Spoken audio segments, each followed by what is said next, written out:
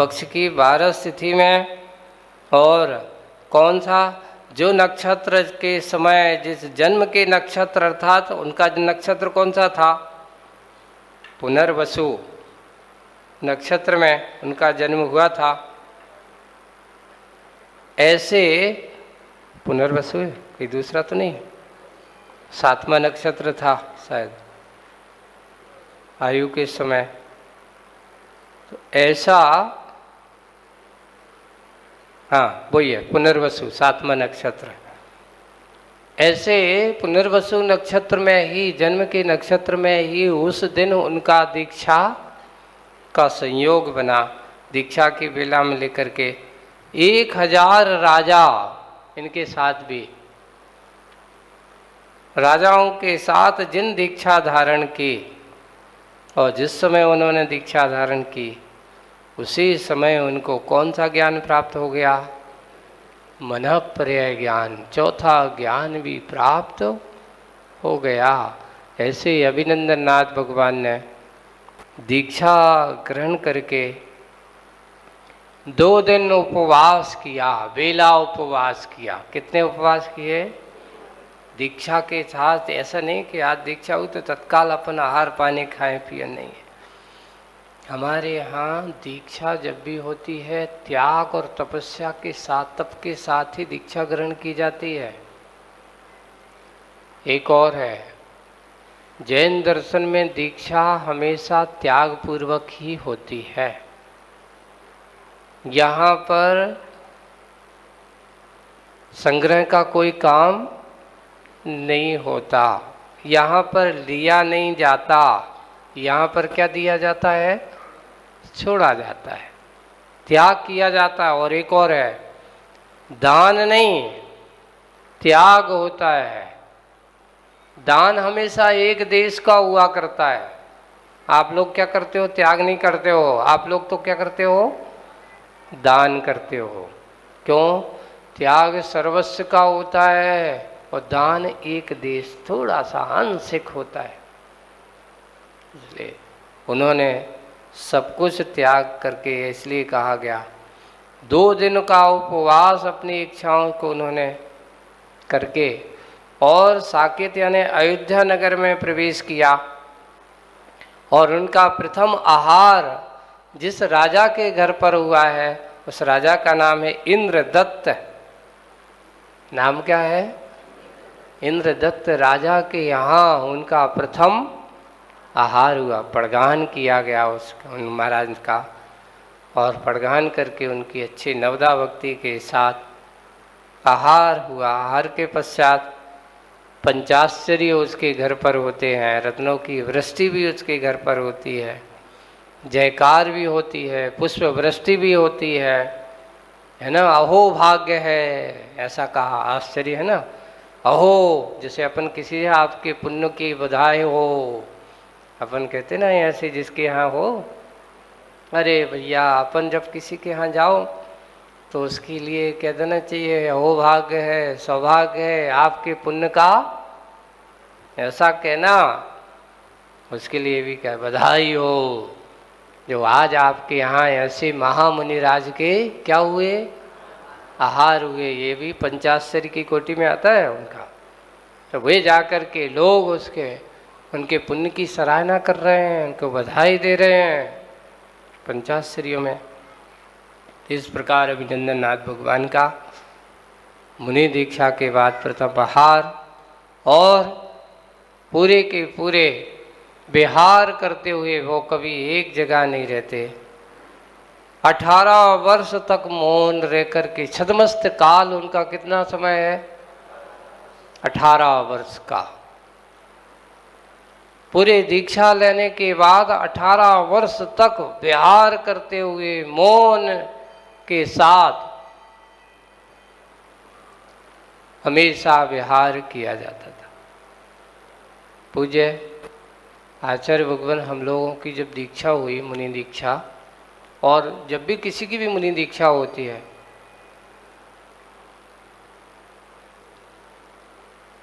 सबसे पहले कहते हैं साधु को जितना बन सके अपने आप में रहना चाहिए। विकल्पों से मुक्त रहना चाहिए। मौन सबसे ज़्यादा, यही उनकी साधना का सबसे बड़ा उत्कृष्ट समय होता है।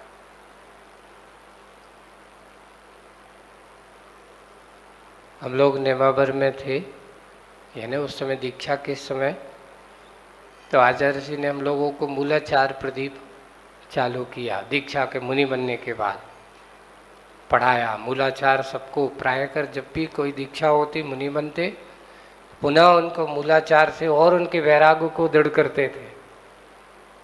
तो प्रसंग यही चला साधु के लिए मौन का।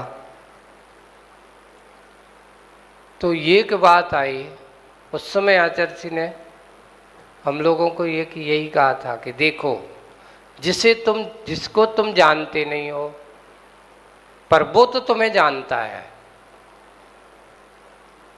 क्योंकि महाराज हैं, वो तो आपके दर्शन करने आया है। लेकिन आपकी कोई उससे पहचान नहीं, आपका कोई उससे कोई रिश्ते नाता जारी नहीं है। तो आपका क्या दायित्व होता है कि हम चला करके उससे बोलें। बोलना हमारे लिए जरूरी है। तो उस समय एक आचार्य जी ने कहा, आपका दायित्व होता है कि वो अपना काम करने आया है तो वो अपना काम करो, तुम अपना काम करो, शांति से बैठो, बोलने की जरूरत नहीं है। वो आकर के बोलने लगे, महाराज तो क्या करना चाहिए? आचार्य जी सब कहा कि वो आकर के बोले तो फिर तो आपके लिए जरूरी है कि उसके बोलने पर आपको जवाब देना। मान लो जो काम अगर है तो उससे कह देना कि बहुत जरूरी तुम्हारे लिए काम है, तो जाओ गुरु महाराज से पूछ लो, वो बता देंगे। इशारा कर देना, हमारे पास भेज देना। सबका जवाब तुम्हें देना कोई जरूरी, बस शांत बैठो। तो उस समय एक और है, वैसे उसका नियम का पालन तो करता हूँ, प्राय कर आदत में है मेरी कि कोई अगर मैं किसी को जब तक जानता नहीं हूँ तब तक मुझसे बोलता भी नहीं हूँ। मेरा परिचय में क्यों चला के बोलूं ना, काम नहीं है तो बोलता ही नहीं हूँ। और वो ही आचार्य जी का भी गुण था बिल्कुल, और वही करना भी चाहिए। ऐसा नहीं है कि हम जैसे जानते नहीं हैं, कुछ पहचान नहीं है और आए हम उसके पहले ही उससे हुई बोलना चालू कर दे, नहीं है। तो उतना ही होना चाहिए जितना अपने लिए आवश्यक हो। एक और आचार्य जी का सूत्र था कि साधु जितना कम बोलेगा उसकी वाणी में प्रामाणिकता अधिक होगी। साधु अगर ज़्यादा बोलेगा तो उसकी वाणी में प्रामाणिकता कम होगी। अधिक बोलना कभी भी अच्छा नहीं है। आगम में लिखा ये भी प्रमाद का सूचक है, श्रावक के लिए भी है। तो अभी तो साधु की बात कर रहा हूँ, अपनी बात कर रहा हूँ। और बात सही है कि जो ज़्यादा बोलता है उस पर भरोसा कम होता है, और जो कम बोलता है उस पर भरोसा ज़्यादा होता है। पर और संसार में इसमें और बड़ी विचित्रता, उसके बारे में मत कहो। पर इतना ही है, प्रामाणिकता की बात है। वचनों की प्रामाणिकता इसी में होती है कि जो जितना कम बोले। इसलिए हमारे तीर्थंकर भगवान उस छद्मस्त काल में मौन रहते हैं। मौन का हेतु यही है, कहीं असत्य संभाषण ना हो जाए, असत्य का पोषण ना हो। वे हमेशा सत्य महाव्रत का पालन करते हैं। और इतना निश्चित है कि जब भी हम बोलेंगे, ज़्यादा बोलेंगे, कहीं ना कहीं हमारी बोलचाल की भाषा में कुछ शब्द ऐसे निकल जाते जो कभी सत्य नहीं, आवश्यक नहीं है। पूज्य आचार्य भगवान भी वही कहते थे जितना है काम की बात करो, और काम की बात नहीं है तो अपना काम यही है कि शांति से बैठ कर के अपना ध्यान चिंतन का कार्य करो। तो ऐसे ही भगवान 18 वर्ष तक विहार करते करते एक दिन दीक्षावन में आसन वृक्ष के नीचे, कौन से वृक्ष के नीचे? आसन वृक्ष उसका नाम है, एक वृक्ष का नाम है, आसन की लकड़ी होती है ना। उस वृक्ष के नीचे बेला दो उपवास एकदम बैठ करके ध्यान में आरूढ़ हो जाते हैं। और पौष शुक्ला चतुर्दशी के दिन, कौन सी चतुर्थी? दीपावली के बाद पौष आती है, ठंडी का समय है। और पौष शुक्ला चतुर्दशी के दिन शाम को वही नक्षत्र, कौन सा नक्षत्र? पुनर्वसु नक्षत्र में भगवान को ऐसे शाम की बेला में, दीक्षा भी शाम की बेला में हुई है तो केवल ज्ञान भी उनका शाम के समय ही हुआ है। ऐसे भगवान का केवल ज्ञान कल्याणक अब उनके 4 घातिया कर्मों का नाश हो गया और केवल ज्ञान महोत्सव को प्राप्त कर लिया। ऐसे भगवान के केवल ज्ञान महामहोत्सव की ऐसे केवल ज्ञानी बन गए भगवान। केवल ज्ञान को प्राप्त करने के बाद अब उनका जगह जगह विहार हो रहा है, दिव्य देशना हो रही है, क्योंकि केवल ज्ञान हो जाने के बाद ज्ञान अधूरा नहीं होता। आज हमारा ज्ञान अधूरा है, पूरा ज्ञान नहीं है। केवली का ज्ञान ही पूर्ण ज्ञान होता है। वे जाकर के उनकी दिव्य ध्वनि हुई और दिव्य ध्वनि समूषण की रचना कुबेर ने आकर के जहाँ भगवान बैठते हैं वहाँ समूषण की रचना हो जाती है। और रचना होने के बाद ऐसे भगवान अभिनंदन नाथ भगवान के प्रथम गणधर जो थे उनका नाम है वज्रनाभि। प्रथम गणधर का नाम क्या है? वज्रनाभि। और पूरे 103 गणधर थे। किनके?